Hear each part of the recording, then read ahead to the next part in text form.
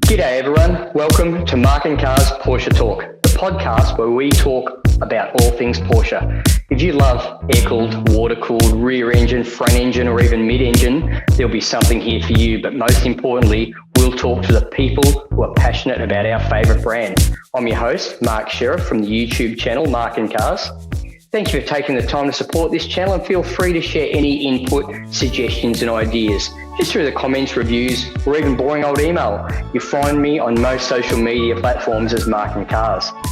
Anyway, let's get on with the podcasts because today we have a very special guest all the way from Northern Europe, Poland, Pawel from Car-Bone. How are you today?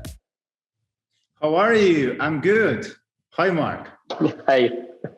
So tell us, Pawel, for listeners who I'd be surprised they're unaware of your business just because you really have a very unique little niche within the Porsche community of producing some very unique and desirable products for our favourite cars. Tell us, what is it you do on your day-to-day?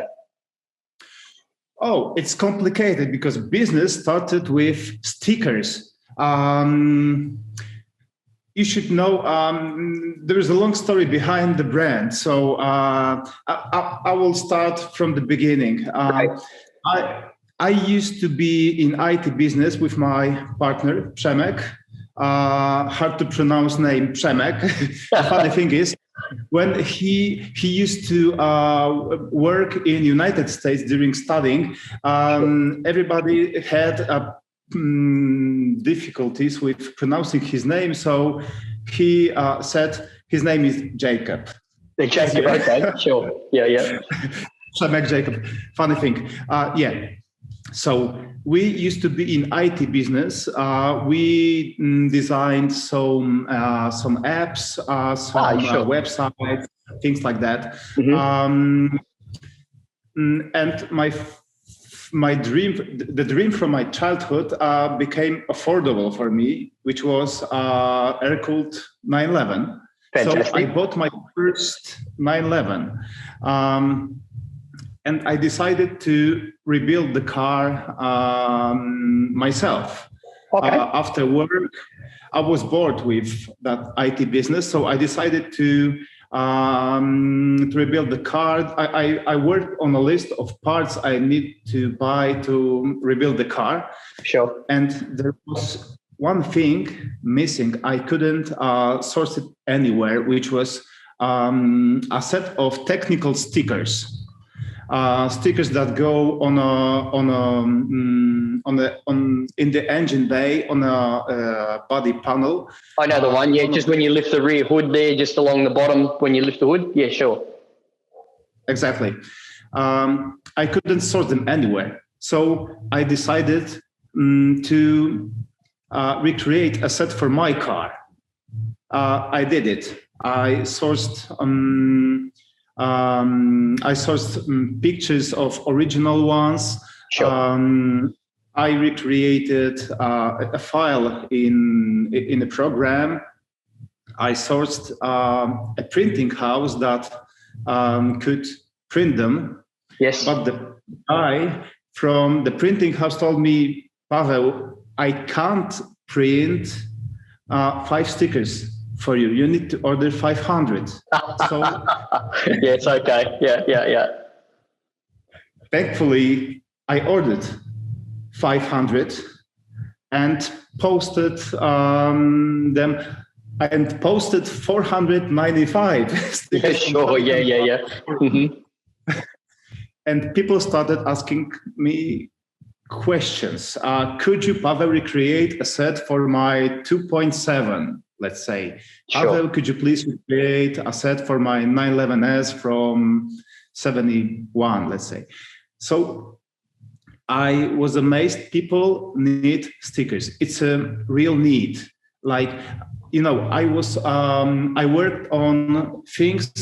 In my opinion, nobody needs any apps, any web banners.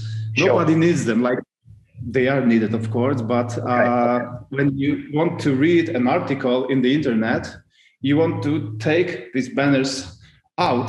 So, of course, yeah. no, everybody hates them. I was amazed.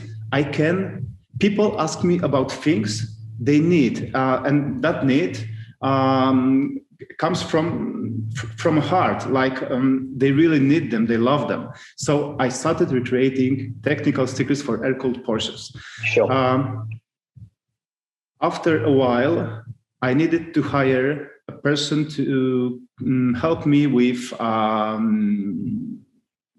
to talk with customers. Like I was Sales. I was overloaded. Every day I worked from 9 a.m. till 5 p.m. After that, I spent 2 hours with family. And after that, I worked on technical stickers till around 3 a.m. I decided it's about time. I talked with my partner, Przemek. It's about time to do something with that, because people ask us about stickers. People need them. We can make business creating what we love to do. Przemek loves cars. Sure. So we split business to our IT part and the new part, which was recreating stickers. Okay. After a while, so first person, Wojtek, appeared to help with communicating with customers. After a while, we needed to hire another person, which was a graphic designer, to recreate next stickers. Sure. By the way, we have this collection of technical stickers for all Porsches ever built. We have we have them for Carrera GT 959. All of them are correct. We have technical stickers. We have plates like VIN plates, things like that, paint plates. After a while, someone asked me, "Hey, Pavel, could you please tell me what should I do with my car? Like I'm bored with that color. Maybe let's put some stickers." So I started creating body stickers, livery packs for Porsches.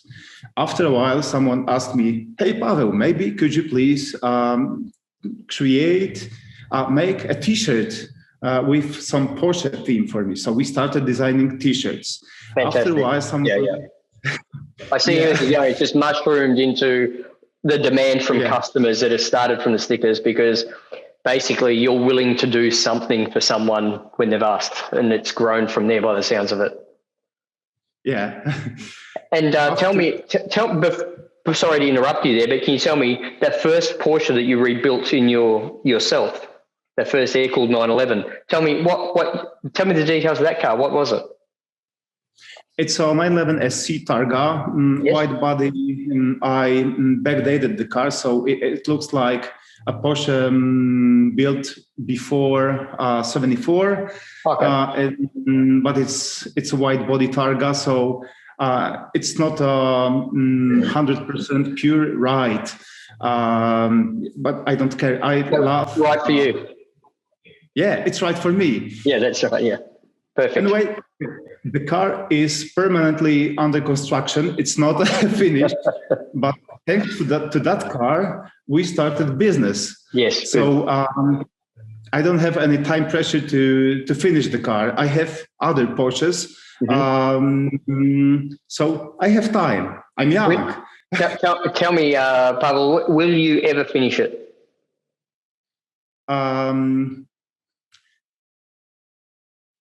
Let's see. Perfect. Yeah. I'm sure, look, like all our cars, they evolve anyway, regardless if they're on the road or not on the road. All our ideas and, inspirations we get from everywhere, we want to put into those cars. Well, I do anyway. And everyone I speak to is passionate about Porsche 911s or any Porsches. Is the same mentality, really. Yeah. Yeah. So how did you come about tell me about how you came about all these amazing interior things that you guys now create? Okay, so as I mentioned, after when we started with stickers, people asked us a lot of questions. Someone asked me, "Hey, Pavel, could you please tell me what should I do with my interior. So I said, hey, maybe put some pepita seeds. Let's combine them with a dash trim from pre-74. And someone asked me, hey, okay, so you can sell me technical stickers. You can tell me what should I do with my with the body of my car. I know what to do with the interior. Maybe could you please make it for me? So that's how it started. Mm-hmm. I never said no, because it's always a question about time or money. And from me, from the beginning till now, it's like it's ages. Now we are 25 people team. We have we have a lot of departments, and we since a while we have a 6 people team working on interiors. We do a lot of upholstery stuff for Porsches and other cars as well. Sure. But Porsches mainly. We created some our solutions for classic 911s. We made some smart upgrades like Bluetooth radio. Sure. Mm-hmm.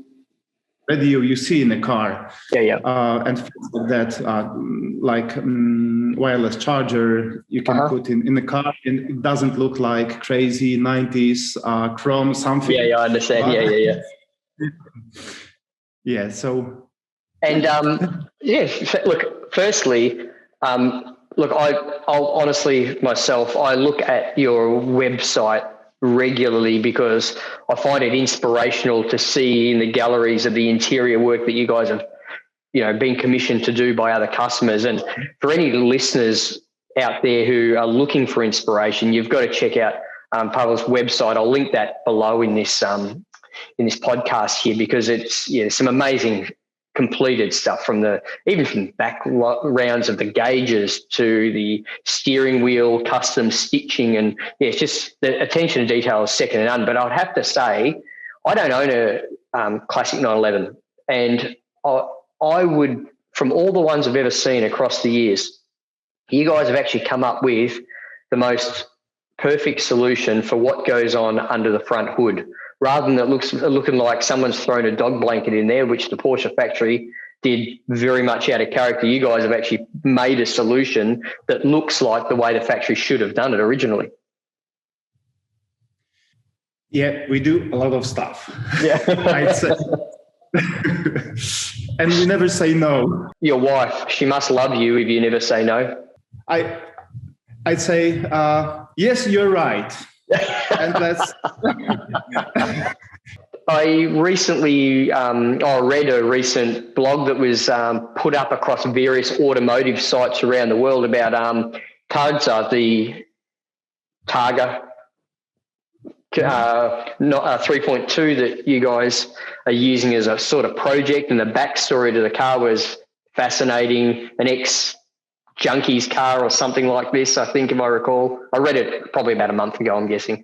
And that's what really prompted me to get in touch with you guys to have a discussion about what you do. And I thought it'd be great for the podcast to discuss the backstory for people who haven't read about that car. So tell us how you or your team came about getting hold of this car.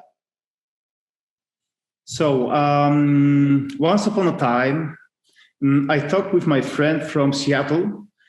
He said he has a car for sale. The car doesn't have the engine. Would you like Pawel to buy it? Yes, I would like to buy it. So I bought the car. The car came to Poland. When I saw the car, I noticed there is a rusty fender.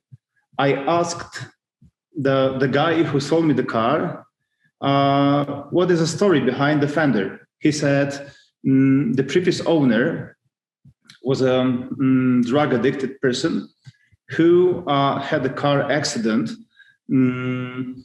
by front right fender, and he left the car at the shop to fix it. Sure. But he went further to the addiction, and he couldn't afford to pay for the repair. So he lost the car. The guy used to live with his dog in the car. Imagine. Yeah, I can imagine the interior. Yeah, sure. Terrible. Believe me, terrible. Yeah. Anyway, I was thinking about the car, about the person, why he lost the car, what happened to his life. Sure. I imagined he probably didn't have anybody to share his, how to say it? My English is not perfect. He didn't have anybody to talk with, like a friend. Sure. And that's why probably he decided to not talk with anybody. Okay. And he lost. He lost his mind and he lost the car. So I decided maybe why he lost the car, because there was no dialogue with people around him. And I decided to use a dialogue to rebuild the car. Which means I decided to not buy new parts from a shop like a web shop to click it, to buy it. But I wanted to receive parts from people, from friends for free, or to exchange. I wanted to exchange some parts for something else, or to buy parts. But not from a web shop, but from people. Sure. By a dialogue. So creating this conversation with people that you feel the previous owner didn't have. Exactly. Sure. Yeah. Okay. Good. Hey, how you do it? Your English is better than mine. How you do it? I'm going to tell you, your English is probably a lot better than my Polish. I'm sure. You're very kind, but I'm sure. Yeah. Anyway, so I rebuilt the car and I decided to leave the rusty fender because it's like a monument. It shows the story behind the car. The car received a new life, but there's still the rusty fender. It will stay forever. So it looks fantastic in all the photography of the car that I've seen on Instagram and what's been associated with that blog that I read. Yeah, the car looks great. You know, you've done a great job there. Look, even without the social aspect of which is very commendable, and I love the fact that you've created this story about this car. You know, that in itself makes it amazing. But the car presents fantastically, and it looks. You know, you've gone, you know, some pretty interesting interior choices there, which only amplify the, you know, I guess quirkiness of the car and the way it's come about. But the car looks great on the road. It's got a good stance. Those gold-coloured Fuchs wheels look amazing against that paint scheme. And in all honesty, how nice those wheels are against the contrasted fender, I think make the car look even better, you know, as a result of that fender. Thank you. And you know, we still have a lot of work. The team is still overloaded. I made the interior myself. For example, I made seats using basket weave. Yes. I made basket weave pattern using some straps, fabric straps. Mm-hmm. I made it for the first time in my life. I didn't know I can do it, and I did it. Using imagination and time. That's it. Anyway, I would do some things different now. But there is a time you make a decision what to do, and there's time it's too late to change it. So for now, I wouldn't use this color scheme, but Sure. I'm glad you like it. Yeah, look, the fact that even if you would change it, the fact that you're going to leave it, it's a photograph of what your state of mind was at one moment in time. So that in itself adds to the story to me, it's like a golf racing livery, the basket weave, if I remember, blue and orange. Is that right? Yeah, it's a blue, orange, and you call it navy blue. Yeah. Okay. Blue. Sure. Yeah. So yeah, and look, like I said, it looks quirky, but yeah, it works because the car has its quirks because of its background and its story and the fender. I think you've done a great job.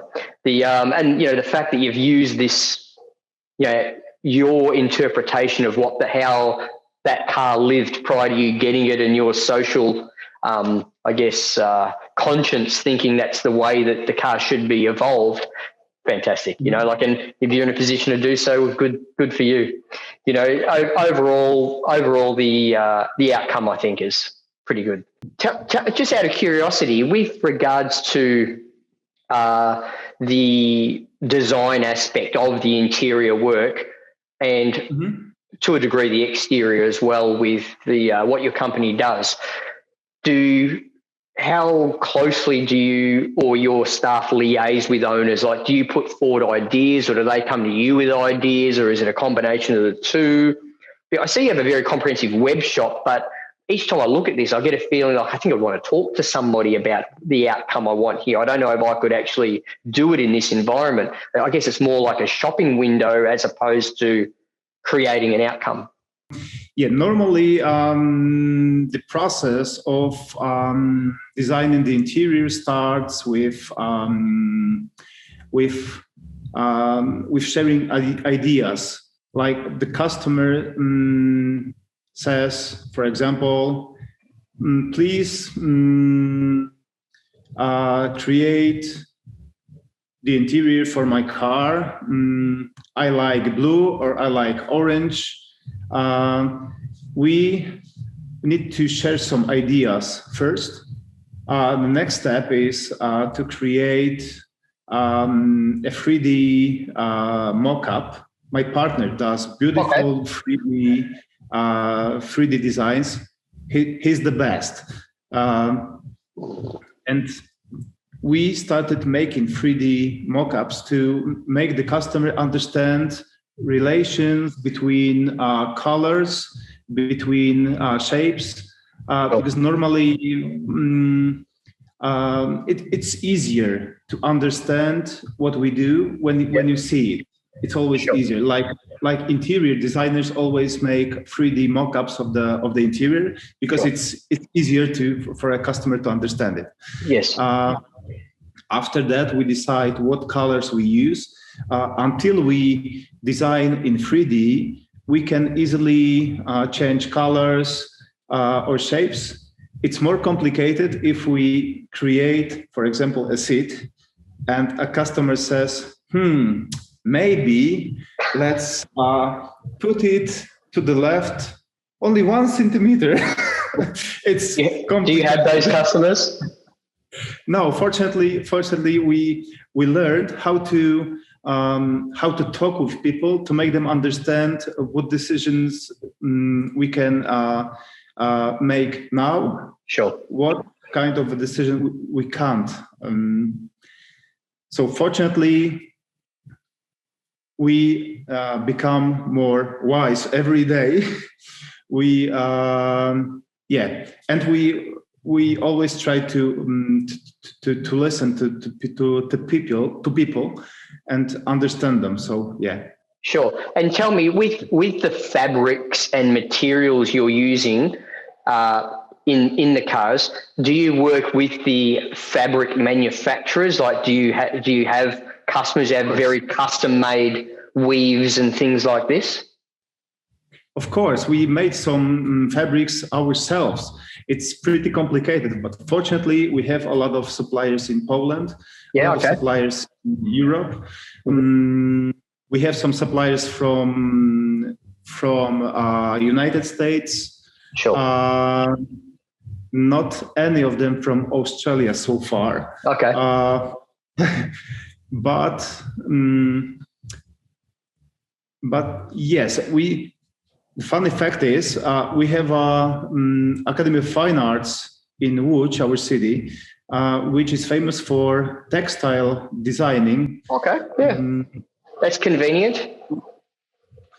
Yeah, I think we will be able to source some students to create something for us. Yeah. But it's complicated. It's not so easy because of many documents we need to fulfill and things like that. The everything behind the collaboration is complicated, but sure. Okay. fingers crossed. Yeah, and I imagine naturally you would have many customers who would say, I like what you did here. Can you do this just for me as well? Or I like what you did here, but can you do it in red instead of blue? So would you have a high repetition of very similar outcomes as well as some very unique outcomes? Yes, very often. People, and I tell you why, because if you see, for example, maybe I can design a label for a bottle of a wine, but you don't know it. Yeah. Until I show you, I do it. That's why people very often ask about things we did before. Yeah. It's like they have an image of we can do, and they can it makes them understand what we can do. Yeah, so sure. That's why we try to show as many samples as we can to make people understand what we can do. Okay, great. Yeah. Now, can you tell me, we've spoken quite a bit about the interior of the car and the products you offer and design and these sorts of things. What part of your business, with all the products you offer, are you most proud of that you offer? Okay, you know what? We created products line. Is it the right sentence to describe the product? Probably, line? Yeah. For Porsche 911 964 generation, which contains cover for a floor. What else? It contains our design of AC panel, which looks very early. It contains a dash trim, aluminum dash trim, which looks like from pre-74. Okay. It contains recreated gauges that look from like from a Porsche from pre-74. So it's the whole thing contains a lot of parts, like Bluetooth radio as well. Mm-hmm. You don't see it in a car, but you see it using by your phone. Sure. Like you connect to the radio. We live nowadays. You don't want to see a big shining radio anymore because we don't live in 90s anymore. Yes. And creating a radio you don't see in a car makes the car more, how to say it, it looks better because it doesn't bother your eyes. Yes. Mm-hmm. Fantastic. So these types of products are ideal for people who have 964 backdate projects, that type of thing. That's what we're talking about here? Yes, exactly. Mm-hmm. Now, with all these products that you and your team offer to sell, is there plans for body modifications? We work on a steel body kit. It's under construction, but we always wanted to work with steel because it's more, it's better. Okay. It depends what is better for you. For example, Singer uses Kevlar or carbon parts. Sure. Which is very good because it makes the car lighter. Our goal is to make parts that will look nice in next 10 years or 20 years. Still, it's always better to make a good quality parts that last forever. Sure. So that's why we work on our body kit for it will be, it's created for a 9649 generation. Okay. It contains a full front bumper, rear bumper, side skirts.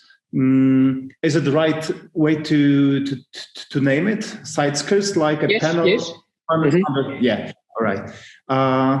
And regarding 964, it's a tough task to make side skirts that look that goes through the line to make the car looks skinny, because 964 is different than earlier models. Yes. The car has more steel parts on the floor, so we needed to combine some shapes to make it look skinny. It was pretty complicated. We'll release the project within a half of a year, I guess. Okay. Because we want to show everything, like the full kit. And I'll tell you why. Because people will ask us a lot of questions, and we want to be ready to answer their questions. I can imagine. Yeah. And with all this work you're doing with these Porsches, do you get much opportunity to go out driving yourself? You mean Porsches? Yes, of course. I own a few Porsches, so I try to drive Porsche every day because life is too short to not drive Porsche, of course. The funny fact is, many people try to avoid bad weather. Life's too short. Just drive it, man, drive it. I agree, 100%. 911, 100%. Last week I was out to catch up with some friends, mostly car enthusiasts and Porsche owners. And on the way to the dinner, it started raining. I was in my 356. It was at night in the rain with 6-volt headlights, but still it was a lot of fun. I think I'll have to wash the car, but that's not a chore. I like washing my car, It's all part of the, joy of ownership for me. What you got there? I see the red car. Oh my God. I love it. Yeah, so that is 1960 356B coupe. It has some modifications, but not too much.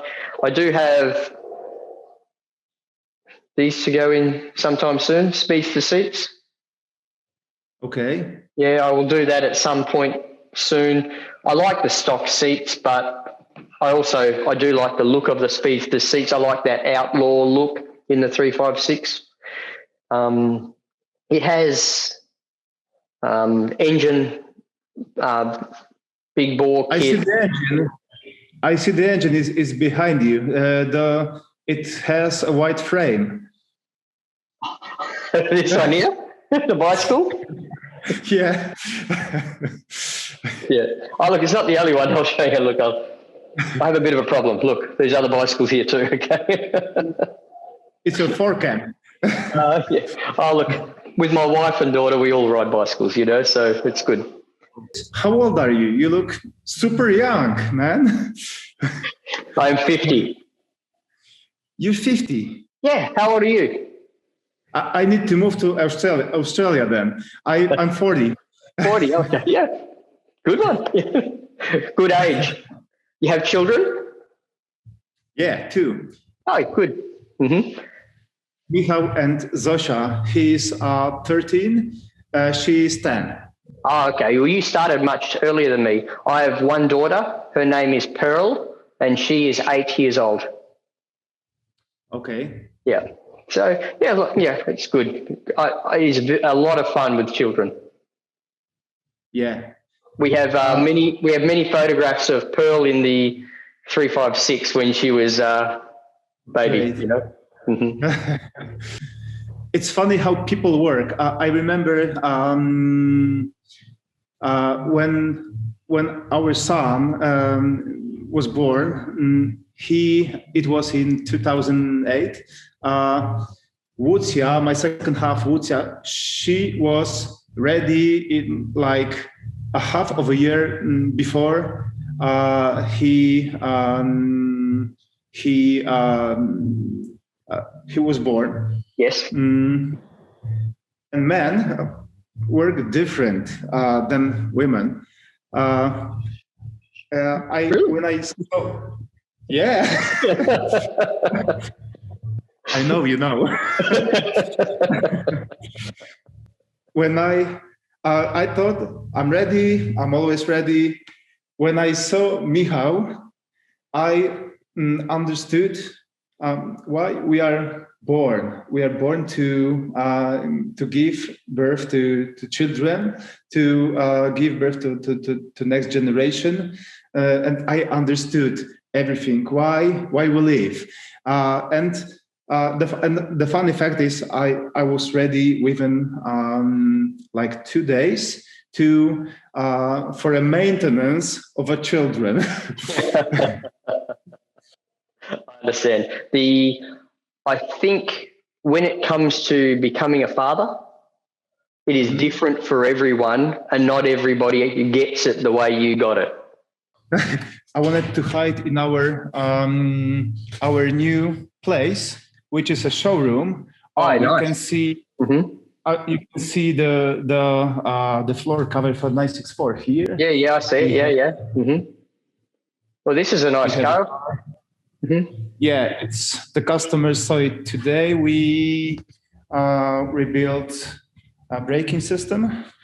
What else? Some detailing things like correction of the painting. Sure. Car had some problems as well. I have literally the best team in the world. I'm telling you. So that's why people love us.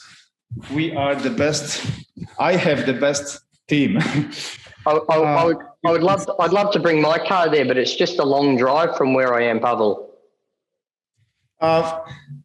I'm pretty sure you say that because you don't want to visit us. I'm pretty sure. Look, the showroom looks amazing. Like, I hope for people that are listening that aren't going to get the chance to see this YouTube video, I just to let you know, the place is modern. It's got like a light timber flooring. It's got great lighting. It looks amazing. Oh my God, look at these wheels. They look fantastic. Yeah. I love that one. It's a Campagnolo. Yeah. Mm-hmm. Yeah. That's my favorite. That's my favorite wheel on the G-body cars. Yeah. Likewise, I love them. You probably they're probably you probably know them by bicycles, because the company is still like. Yeah. Mm-hmm. Yeah. And they, by some reason, they became to be focused on bicycle rims only. I don't know why, but they the man who started the company, the Italian man, he invented the excuse me, his name is Tullio Campagnolo. He invented the quick release, to allow a wheel to drop out. Oh. That was one of his inventions, and that's because he was a bicycle racer. You know, he used to race bicycles, and he got caught with trying to get the nuts off in the cold one day in a race because he couldn't get his tire off because how cold it was up in the mountains. So anyway, he thought there's got to be some way better, and he invented the quick release for allowing a wheel to drop out of a racing bike. He had a lot of inventions. He also invented, you know, the corkscrew for removing a cork out of a wine bottle, the one where you wind down and the arms come up, and then he also invented that corkscrew. Yeah. Yeah. So he was just an inventor, you know, and so in history, Italian history has made a lot. I think he also made wheels for Alfa Romeo. They made Campagnolo wheels for Alfa Romeo GTV, you know, like 105, those types of cars. I'm pretty sure too. Okay. Yeah. Makes sense. Yeah. So I think they just owned a. They're in Vicenza in Italy, and they do have aluminium works there. So I would say they make wheels, they make bicycle parts, they probably make kitchen utensils as well, for all I know, under contract, you know. So who knows? But yeah, those particular wheels that you just showed me, I like them, especially in gold color on a dark body G Series 911. I really like, you know. Yeah, I love them. I've just bought a new 911, which is 911 SC Targa. Color is called, it's, oh my God, it's brown, mocha brown. Okay. Oh, really? Okay. Mm-hmm. I already bought these wheels, and I will try to put 9s on rear. Okay. It will be tough, but I want to do it. Just avoid the big bumps. You'll be fine. Yeah. Anyway, my glass is always half full, so I know it will be okay. So I will manage how to put 9s on the rear and 8s, 8, which is 8. Yeah. I believe I will manage to do it. I think the front ones might be. Yeah, I'm not too sure. I look forward to seeing it. What color wheels are you going to put on? Anthracite. Is it the right word to pronounce it? Anthracite. Sure. Yeah. Mm-hmm. Yeah. Do you know what would look really good with Mocha? Is bronze-colored wheels. Bronze. Yeah. Why not? Like matte bronze. Yeah, possibly. Like satin shining bronze. I'm a designer, so I can imagine a lot of colors. Yeah, I can imagine. I know red, blue, yellow. That's it. That's it. Yeah, that's all you need. Yeah. Good one. Well, look, it's been fascinating talking. I think we could talk for hours here, but we've had a good chat for nearly an hour now. So why don't we wind up this podcast now, and maybe we'll catch up again soon for a follow-up. We'll see how this new car of yours is going, you know, and sure. Yeah, I look forward to chatting again. I've really enjoyed talking to you about your business and getting an understanding on how it's grown from, you know, the basic sticker that you couldn't find through to the amazing business you have today. I'll tell you, it's grown from the idea that my older brother told me once when I was 6. He told me Porsche 911 is the best car in the world. And I wanted to get the best car in the world from my childhood. Fantastic. We made it. Yeah. Well, His fault. Yeah. Does he work for you now? My brother runs bikes business. He sells some parts and clothes for bikers.